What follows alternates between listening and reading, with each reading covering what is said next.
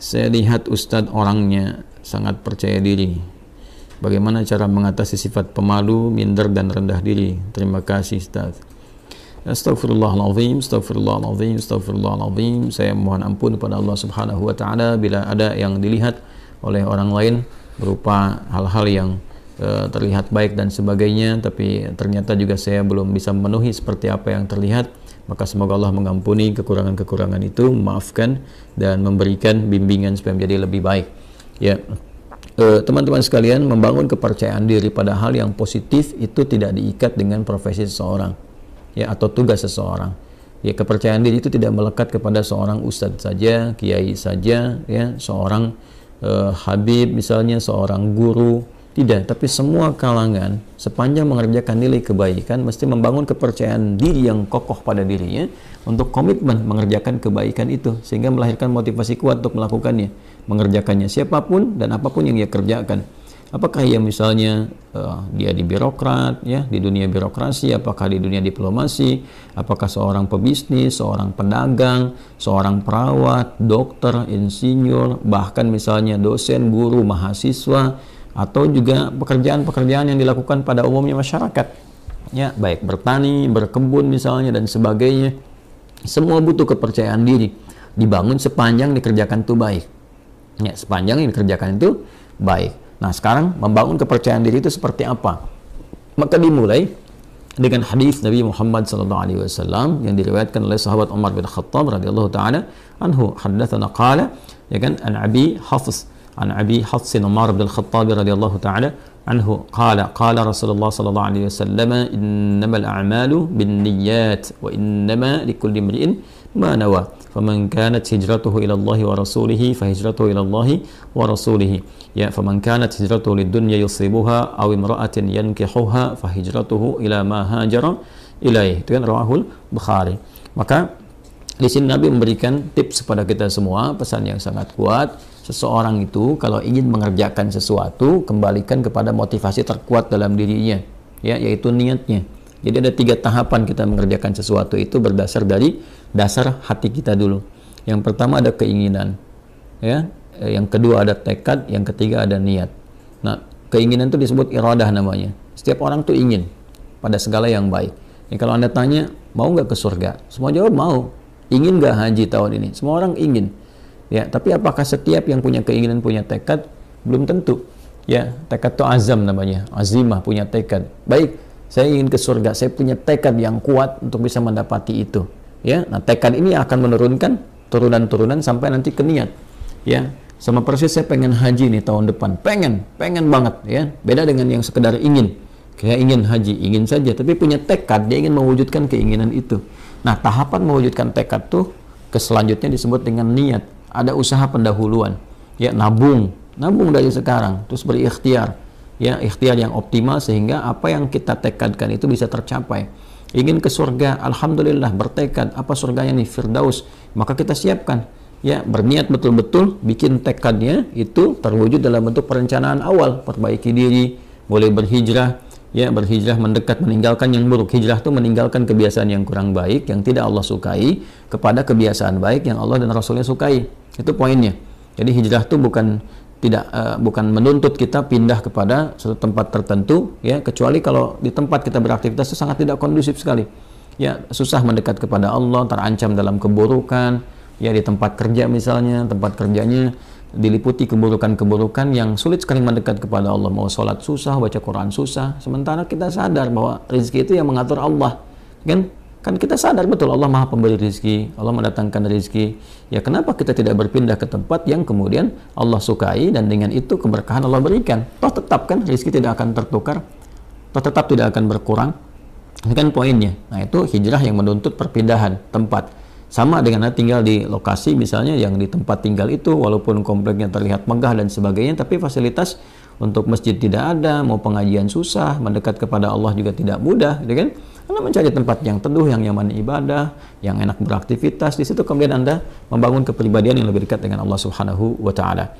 Jadi hijrah itu prinsip dasarnya meninggalkan perbuatan yang tidak disukai oleh Allah dan Rasulnya kepada kebiasaan dan perbuatan yang disukai Allah dan Rasulnya. Jadi bukan menuntut satu perpindahan secara langsung, ya, atau pindah kepada misalnya komunitas, pengajian, golongan tertentu. Bukan itu poinnya. Jadi jangan Anda katakan kalau berhijrah ini pindah ke golongan A, komunitas B dengan nama tertentu dan sebagainya. Bukan itu poinnya. Ya, lebih kepada mendekat kepada Allah. Siapapun yang bisa membimbing kita sepanjang sesuai dengan ajaran-ajaran yang disampaikan oleh Nabi, mengacu kepada keterangan dasar Al-Quran, ya kita ikuti dalam kebaikan, ya tanpa harus mencela atau menepikan orang-orang atau golongan-golongan lain tertentu. Nah, dalam konteks berpindah ini, maka lakukan semua karena Allah. Ya, motivasinya karena Allah dulu, nanti supaya dibimbing oleh Allah. Karena nanti orang melakukan sesuatu itu banyak motifnya. Ya tadi kata Nabi kan, "Faman kanat hijratuhu lidunya yusibuha", ada yang karena materi dunia. Ya, jadi Anda ini melakukan aktivitas untuk percaya diri ini, ya mengatasi sifat malu, minder, macam-macam. Apa yang mau dikejar? Karena dunia. Ya, kalau cuma dunia orang banyak sekarang. Ya, ada latihan-latihannya segala rupa untuk mencapai pekerjaan tertentu. Ada latihan sekarang di bidang bisnis misalnya. Dilatih Anda public speaking, bagaimana bicara depan orang, begini, begitu, dan sebagainya untuk capaian dunia. Ya, Anda akan dapat. Kata Nabi, Anda akan dapat. Ya, tidak ada kesalahan di dalamnya, sepanjang dicari itu baik, tapi belum tentu ada pahala untuk bekal pulang. Nah, niat itu menentukan apakah apa yang akan kita cari ini disukai oleh Allah sehingga punya bekal akhirat, value-nya value akhirat, atau cuma dunia saja. Itu poin pertamanya. Jadi tanamkan pada diri kita itu motivasi yang kuat untuk mengerjakan sesuatu ini lillah, karena Allah, ya, dan Rasulnya. Nanti karena Allah itu memberikan kekuatan pada jiwa dan Rasulnya memberikan bimbingan yang sudah Nabi contohkan kepada kita, ya, dan mewariskan pedoman-pedoman kehidupan yang abadi sifatnya. Nanti tinggal diikuti di situ, ya kan? Nah, jadi yang pertama adalah membangun kekuatan niat, motivasi diri dulu. Motivasi diri dulu. Saya ingin melakukan ini sebagai hujjah saya ketika kembali kepada Allah.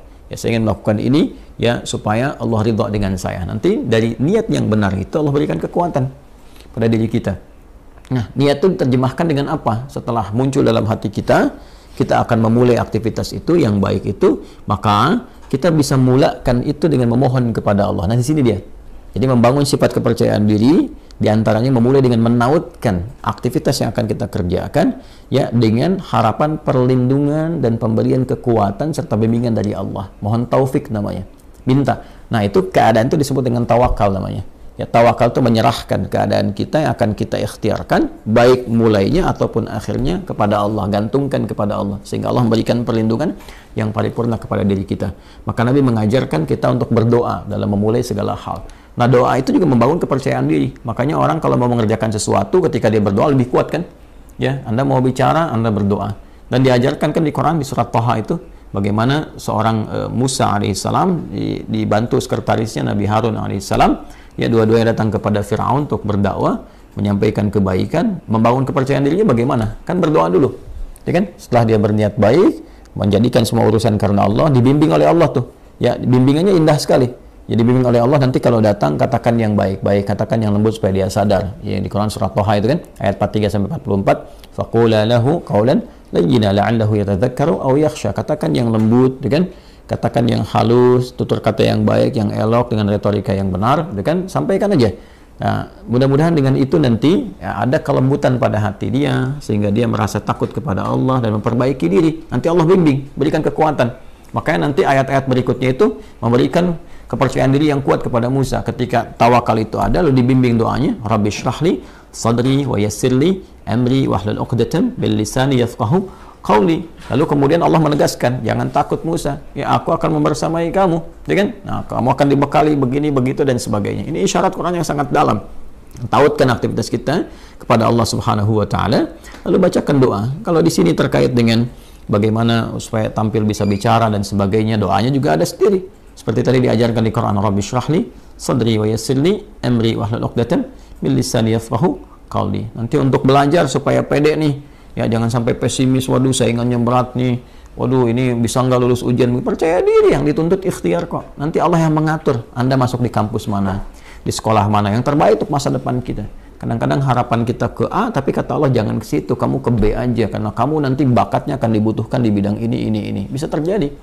Ya, harapan masuk A, tiba-tiba masuk B, dan semua kampus bisa mendapatkan bagian-bagiannya gitu ya.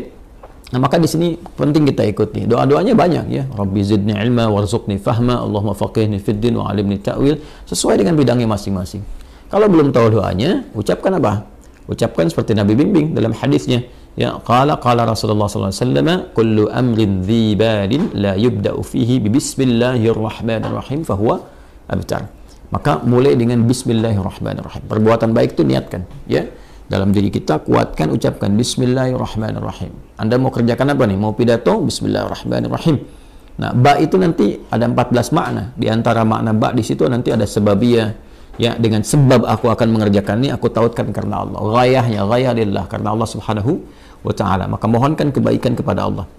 Minta kebaikan. Bismillah, ya, Ar-Rahman, Ar-Rahim. Nanti sifat-sifat Rahman dan Rahim Allah akan disertakan kepada kita. Maksudnya apa? Diberikan bimbingannya kepada kita. Dioptimalkan, dinaungkan kepada kita. Dengan rahmat Allah, kita akan dimudahkan beraktivitas. Dengan rahmat Allah, dijaga dari kesalahan. Dengan rahmat Allah, diberikan kekuatan. Itu Bismillahirrahmanirrahim. Makanya Nabi pun ketika mulai menerima wahyu diminta oleh Allah untuk pede, untuk percaya diri.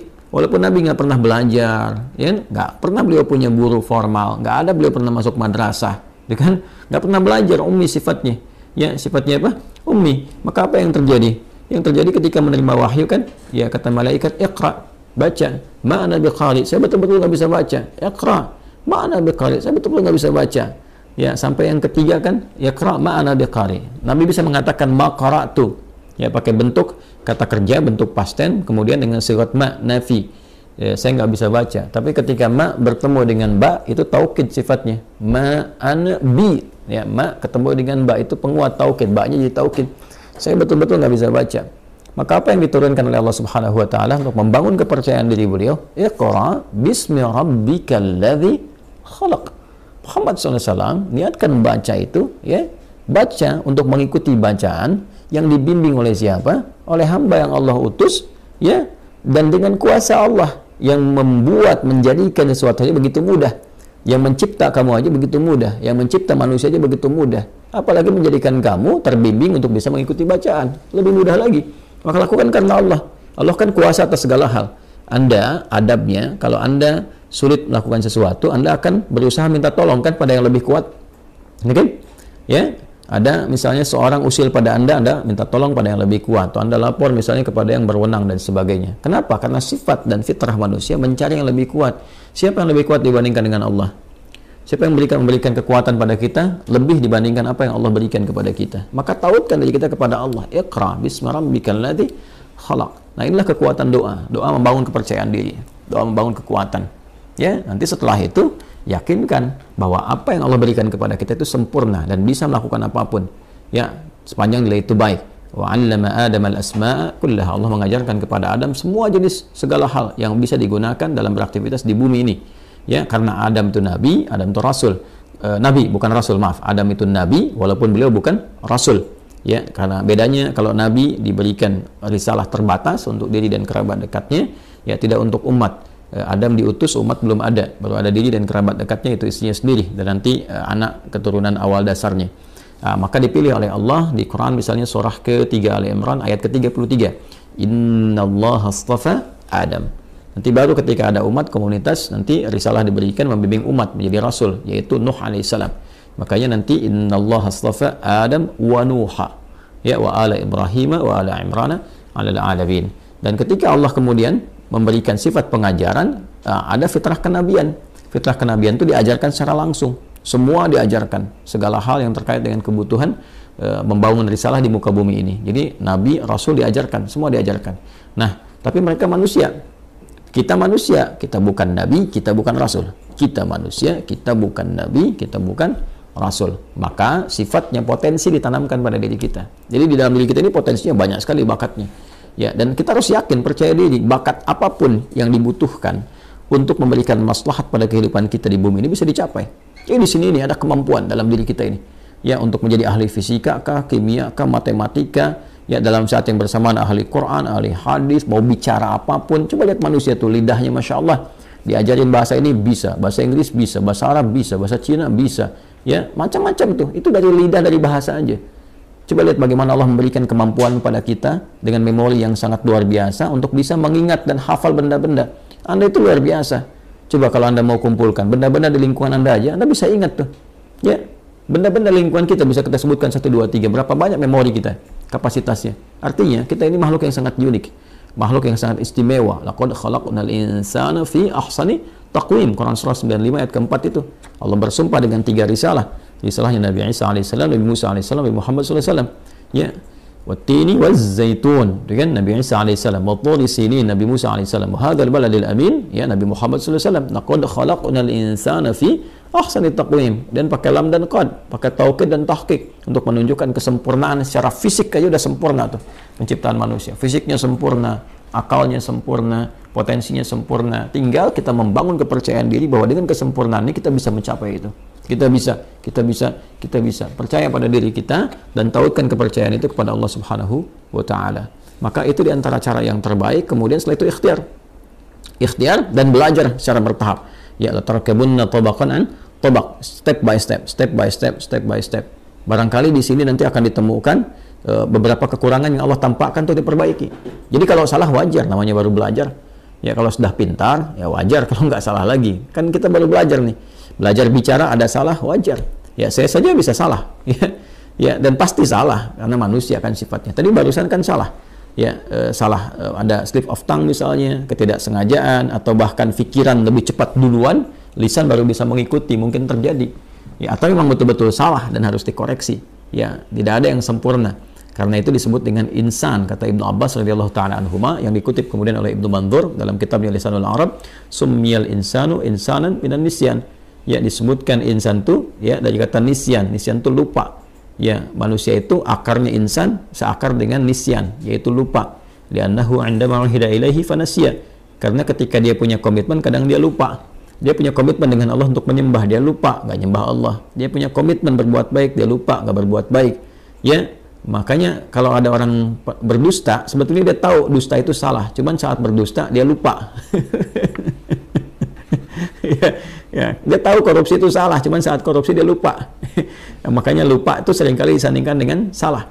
Ya, nasiya itu lupa, nasitu saya lupa, nasina ya kita lupa, akhta'a itu salah, akhta'tu saya salah, akhta'na kita salah. Rabbana la tu'akhidna in nasina au akhta'na. Ya Allah mohon jangan hukum kami kalau kami pernah lupa dan dari lupa itu jadi salah. Itu di Al-Baqarah ayat 286. Jadi nasiya itu lupa, nanti turunannya insan disebutkan setidaknya 65 kali kurang lebih dalam Al-Quran. Nah, ya, kadang repotnya makanan kita nasi. Nasi. Banyak makan nasi, banyak lupa. Saya pernah waktu kuliah itu dosen kami tanya, mana kita apa artinya ini? Kita jawab kompak, nasina ya Ustaz. Kami lupa. Maka Ustaz kami respon, akaltum nasi katsiran fanasitum. Kalian banyak makan nasi maka kalian lupa. Nah, itulah di antara langkah-langkah awal membangun kepercayaan diri, memotivasi, menguatkan niat, memohon kepada Allah bimbingan, kemudian mendekatkan diri kita kepada Allah dengan berdoa sesuai dengan objek aktivitas yang akan kita kerjakan, atau setidaknya mengucapkan bismillahirrahmanirrahim sebelum memulai aktivitas. Setelah itu yakin pada diri kita ada potensi untuk melakukan itu, lalu belajar dari kekurangan, kesalahan. Kalaupun ada salah, jangan langsung divonis saya nggak bisa. Tidak, bukan begitu caranya. Tapi Allah menampakkan itu supaya diperbaiki dan jadi lebih baik untuk ke depan. Setelah itu nikmati hasilnya. Ya, ikuti, nikmati, dan bangun tawakal hasilnya kepada Allah. Fa idza faraghta fansab wa ila rabbika farghab. Kalau sudah selesai, tata lagi dan hasilnya tujukan kepada Allah, tawakal. Bagaimana Allah memberikan yang terbaik kepada kita. Wallahu ta'ala a'lam bis-shawab.